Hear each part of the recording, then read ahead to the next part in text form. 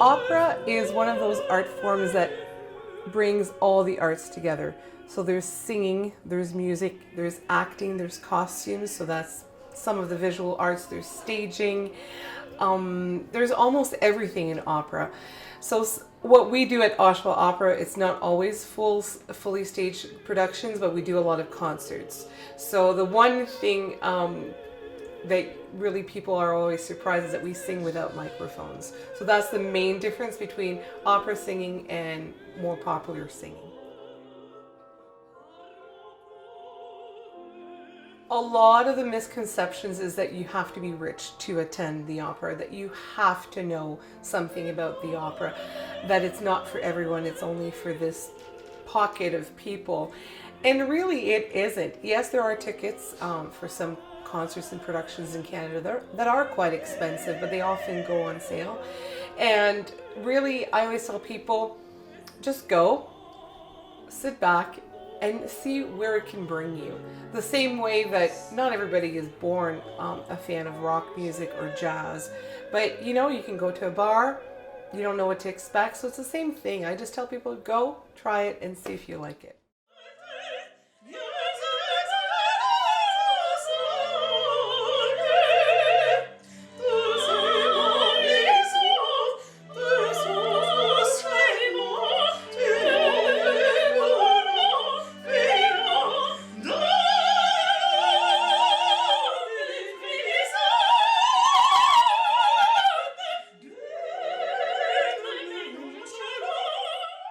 There's a lot of different social factors you can talk about. I mean, when opera was first getting put on, it had actually a lot of political resonance. A lot of people put on productions that I guess, you know, politicians and people didn't even like. They wouldn't go to because, you know, it made royalty look bad, or, you know, it was about big issues that were in society. And I think now even it can, you know, can really resonate with people. And I think that's, you know, it's important that it deals with these issues. And I mean, even in opera, you know, people die at the end of them, you know, there's no happy endings, but I think it's good. It educates people, it makes them feel and experience real things. And I mean, I think it's great for kids as well, because it's really, there's so much to it and there's so much you can learn. And I think it's good because it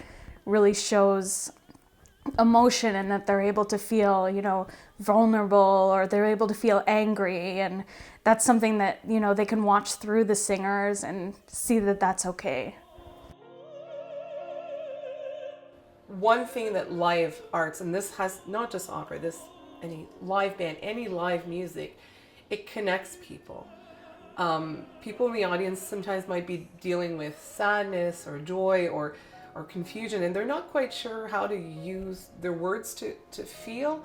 And when you're in the audience, and I speak for myself, when the music hits you, maybe that's when you can grieve. Maybe that's when you or laugh. I've laughed in the theater, you know.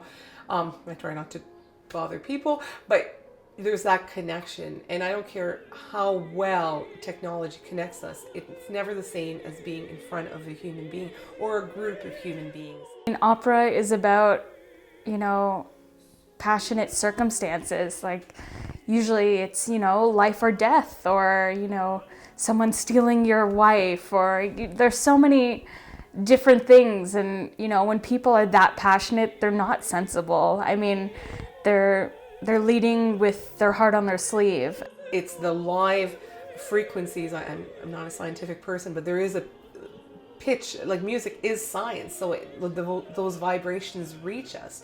And an opera, from singing with no microphone, it's, even if a voice is ugly, it will, you know, it will trigger something in you, and you might say, oh, you know, like, I heard someone else years ago sing this and she was better. And so it triggers something. It's very rare that people are just, you know, not moved. The only thing I'm encouraging people is to get out there and go to the theater, go to shows, go to outside festivals. We can't just be in our homes watching YouTube. There's too many artists all kinds of styles, dancers, live painting, going to the museums, going to look at art and say, does this move me? Does this create something? Because looking at an image on the computer, yes, it's beautiful. A Picasso on the computer is nice. But again, a Picasso in a museum is something else.